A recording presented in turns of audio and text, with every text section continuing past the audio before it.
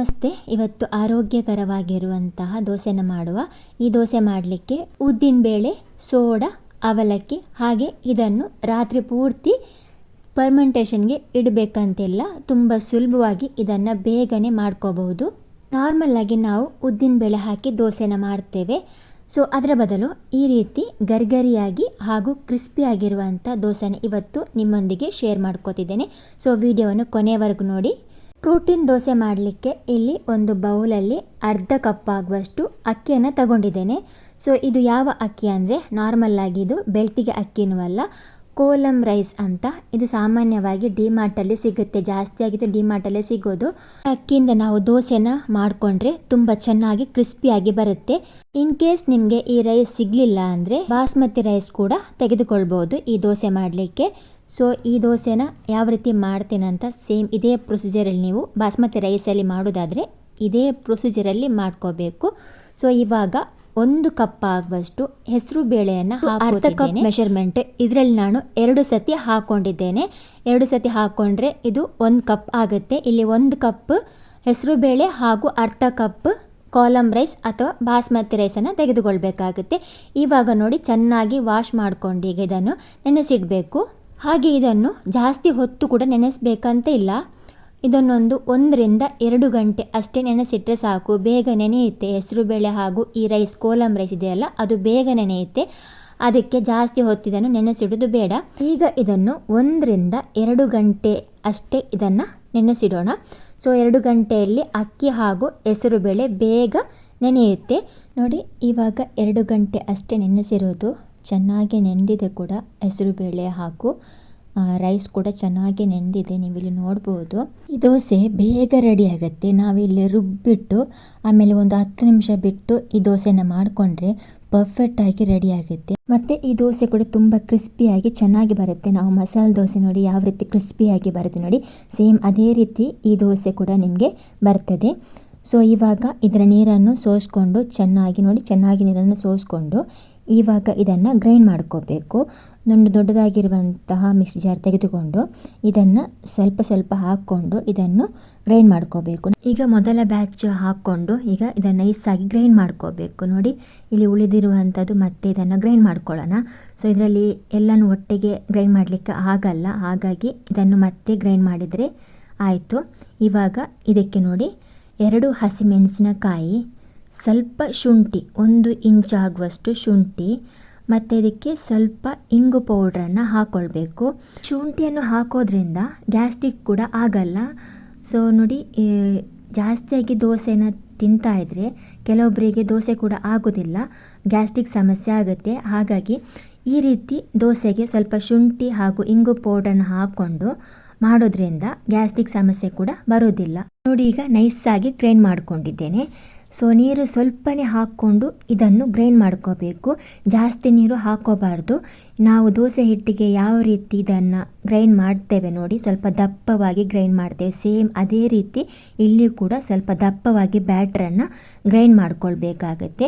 ಜಾಸ್ತಿ ನೀರು ಹಾಕ್ಕೊಳ್ಬಾರ್ದು, ತುಂಬ ತೆಳುವಾಗಿ ಇದನ್ನು ಮಾಡ್ಕೋಬಾರ್ದು. ಈಗ ನೋಡಿ ಫಸ್ಟ್ ಬ್ಯಾಚ್ ಕೂಡ ರೆಡಿಯಾಗಿದೆ. ಈಗ ಸೆಕೆಂಡ್ ಬ್ಯಾಚ್ ಕೂಡ ಇದಕ್ಕೆ ಸ್ವಲ್ಪ ನೀರು ಹಾಕ್ಕೊಂಡು ಇದನ್ನು ಕೂಡ ಸೇಮ್ ಅದೇ ರೀತಿ ಗ್ರೈಂಡ್ ಮಾಡ್ಕೋಬೇಕು, ನೈಸಾಗಿಯೇ ಗ್ರೈಂಡ್ ಮಾಡ್ಕೊಳ್ಬೇಕು. ಸೊ ನೀವು ಇಲ್ಲಿ ನೋಡ್ಬೋದು ಇದನ್ನು ಕೂಡ ನೈಸಾಗಿ ಗ್ರೈಂಡ್ ಮಾಡ್ಕೊಂಡಿದ್ದೇನೆ. ಈ ಬ್ಯಾಟರ್ ಕೂಡ ಅದೇ ಪಾತ್ರೆಗೆ ಹಾಕೊಳ್ಳೋಣ. ಸಾಮಾನ್ಯವಾಗಿ ಹಿಟ್ಟು ದೋಸೆ ಹಿಟ್ಟಿನ ಹದದಲ್ಲೇ ಇರಬೇಕು, ಜಾಸ್ತಿ ತೆಳುನೂ ಅಲ್ಲ ಜಾಸ್ತಿ ದಪ್ಪನೂ ಇರಬಾರ್ದು. ಒಂದು ಹದದಲ್ಲಿ ಈ ದೋಸೆ ಹಿಟ್ಟನ್ನು ರೆಡಿ ಮಾಡ್ಕೊಳ್ಬೇಕು.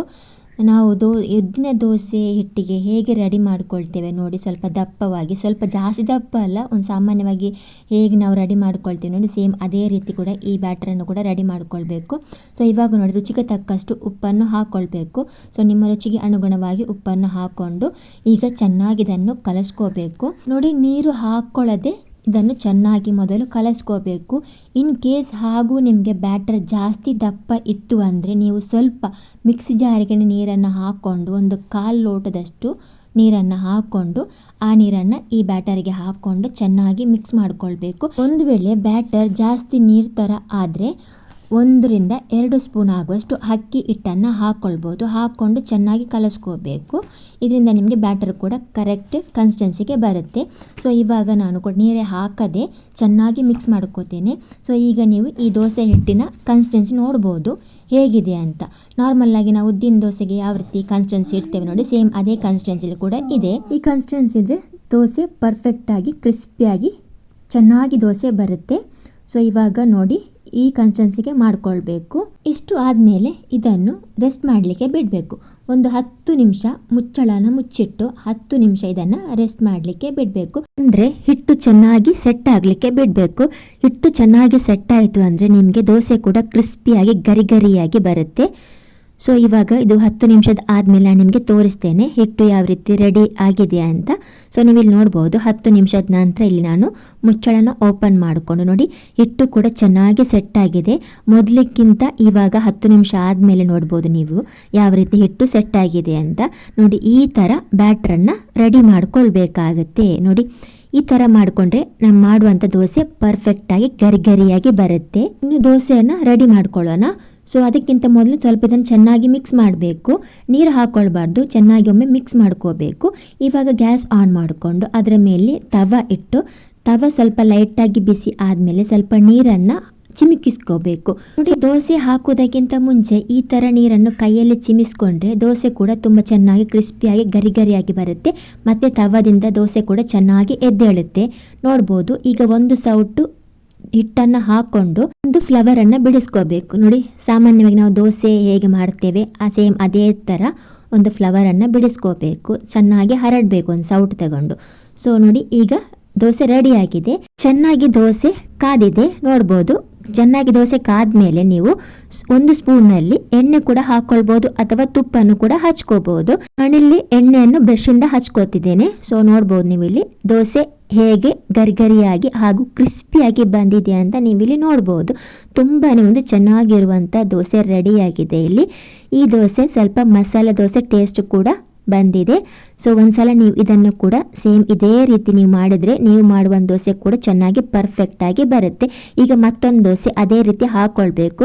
ಸ್ವಲ್ಪ ಕೈಯಲ್ಲಿ ನೀರನ್ನು ಚಿಮಿಸ್ಕೊಂಡು ಸೇಮ್ ಅದೇ ರೀತಿ ಒಂದು ಸೌಟು ಹಿಟ್ಟು ತೆಗೆದುಕೊಂಡು ಒಂದು ಫ್ಲವರ್ ಮಾಡಿ ಮತ್ತೆ ಮುಚ್ಚಳ ಮುಚ್ಚಿಟ್ಟು 10 ನಿಮಿಷ ಅಥವಾ 5 ನಿಮಿಷ ಬಿಡಬೇಕು. ಚೆನ್ನಾಗಿ ದೋಸೆ ಕಾದ್ಮೇಲೆ ಎಣ್ಣೆ ಅಥವಾ ತುಪ್ಪನ ಹಾಕ್ಕೊಳ್ಬೋದು. ತುಪ್ಪ ಹಾಕ್ಕೊಂಡ್ರೆ ಇನ್ನೂ ಕೂಡ ಚೆನ್ನಾಗಿ ಟೇಸ್ಟ್ ಬರುತ್ತೆ ಈ ದೋಸೆಗೆ. ಸೊ ನೋಡ್ಬೋದು ಈ ದೋಸೆ ಕೂಡ ಸೇಮ್ ಅದೇ ರೀತಿ ಚೆನ್ನಾಗಿ ರೆಡಿಯಾಗಿದೆ. ಕ್ರಿಸ್ಪಿ ಹಾಗೂ ಗರಿಗರಿಯಾಗಿ ಬಂದಿದೆ ನೋಡ್ಬೋದು ನೀವು ಇಲ್ಲಿ. ಈ ಥರ ಮಾಡಿಕೊಂಡ್ರೆ ಮಕ್ಕಳು ಕೂಡ ತುಂಬಾ ಇಷ್ಟಪಟ್ಟಿದ್ದಾನೆ ಈ ದೋಸೆನ ತಿಂತಾರೆ. ದೋಸೆ ಆರೋಗ್ಯವಾಗಿ ಕೂಡ ಇದೆ, ಹಾಗೆ ಪ್ರೋಟೀನ್ ಕೂಡ ಇದೆ. ಸೊ ನೀವು ಒಂದ್ಸಲ ಇದನ್ನು ಟ್ರೈ ಮಾಡಿ ಮಕ್ಕಳಿಗೆ ಕೊಡಿ, ತುಂಬಾ ಇಷ್ಟಪಟ್ಟು ಈ ದೋಸೆನ ತಿಂತಾರೆ. ಸೊ ಇವಾಗ ನೋಡಿ ಅದೇ ಥರ ಮತ್ತೊಂದು ದೋಸೆನ ಹಾಕ್ಕೊಳ್ಳೋಣ. ಸೇಮ್ ಅದೇ ಪ್ರೊಸೀಜರಲ್ಲಿ ಅದೇ ದೋಸೆನ ಮತ್ತೆ ಒಂದು ಫ್ಲವರ್ ಬಿಡಿಸ್ಕೊಂಡು 5 ನಿಮಿಷ ಬಿಟ್ಟು ಮತ್ತೆ ತುಪ್ಪ ಅಥವಾ ಎಣ್ಣೆಯನ್ನು ಹಾಕ್ಕೊಂಡು ಈ ದೋಸೆಗೆ ಮೇಲಿನಿಂದ ಸ್ವಲ್ಪ ಈರುಳ್ಳಿ ಹಾಗೂ ಕೊತ್ತಂಬರಿ ಸೊಪ್ಪು ಮತ್ತು ಪನ್ನೀರ್ ಇದ್ರೆ ಸ್ವಲ್ಪ ತುರಿದುಕೊಂಡು ಇದರ ಮೇಲೆ ಹಾಕಿ ಈ ಥರ ಮಡಚಿದ್ರೆ ದೋಸೆ ನಿಮಗೆ ಇನ್ನೂ ಕೂಡ ಚೆನ್ನಾಗಿ ಸಖತ್ತಾಗಿ ಟೇಸ್ಟ್ ಬರುತ್ತೆ. ಒಂದ್ಸಲ ನೀವು ಈ ರೀತಿಯಾಗಿ ಟ್ರೈ ಮಾಡಿ ನೋಡಿ.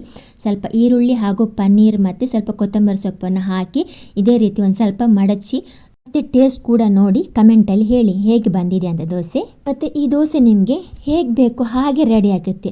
ದಪ್ಪ ದೋಸೆ ಬೇಕಿದ್ರೆ ದಪ್ಪನ್ನು ಕೂಡ ಹಾಕ್ಕೊಳ್ಬೋದು, ತೆಳು ದೋಸೆ ಬೇಕಿದ್ರೆ ತೆಳು ದೋಸೆ ಕೂಡ ಹಾಕ್ಕೊಳ್ಬೋದು.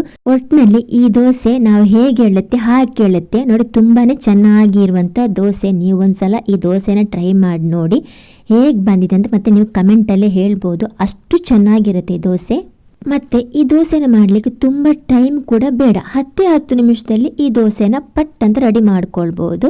ಅಕ್ಕಿ ಹಾಗೂ ಹೆಸರುಬೇಳೆ ಜೊತೆ ಸ್ವಲ್ಪ ಮೆಂತೆ ಕಾಳನ್ನು ಹಾಕ್ಕೊಂಡ್ರೆ ಇನ್ನೂ ಕೂಡ ಚೆನ್ನಾಗಿ ಕ್ರಿಸ್ಪಿಯಾಗಿ ಗರಿಗರಿಯಾಗಿ ಬರುತ್ತೆ ಹಾಗೂ ದೋಸೆ ಕಲರ್ ಕೂಡ ಚೆನ್ನಾಗಿ ಬರುತ್ತೆ. ಬಿಸಿ ಬಿಸಿ ಪ್ರೋಟೀನ್ ದೋಸೆಯನ್ನು ಕಾಯಿ ಚಟ್ನಿ ಆ್ಯಂಡ್ ಸಾಂಬಾರ್ ಜೊತೆ ಸವಿಯಲು ಸಖತ್ ಕಾಂಬಿನೇಷನ್ ಆಗಿದೆ. ದಿನ ಅದೇ ಆಲೂಗಡ್ಡೆ ಮಸಾಲೆ ದೋಸೆ ತಿಂದು ಬೇಜಾರಾಗಿದ್ರೆ ನಿಮಗಾಗಿ ಇಲ್ಲಿದೆ ಒಂದು ಸೂಪರ್ ಹೆಲ್ದಿ ರೆಸಿಪಿ.